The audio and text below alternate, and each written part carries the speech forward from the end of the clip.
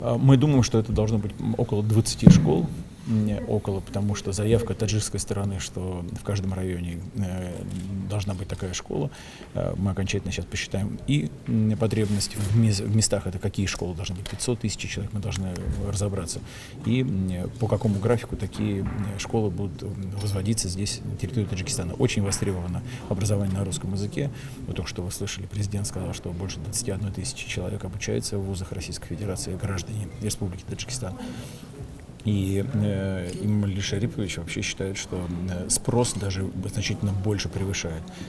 Молодежь хочет обучаться в Российской Федерации, но для того, чтобы обучаться, нужно пройти базовое образование на русском языке, быть готовым для того, чтобы конкурировать с другими студентами в российских вузах. Школа будет содержать Республика Таджикистан, это как сейчас выглядит, но сама материальная инфраструктура будет создаваться за счет бюджетных инвестиций Российской Федерации. Объем инвестиций? Пока неизвестно, поскольку, вы знаете, у нас есть большая программа по строительству школ в Российской Федерации, и она должна быть полностью исполнена.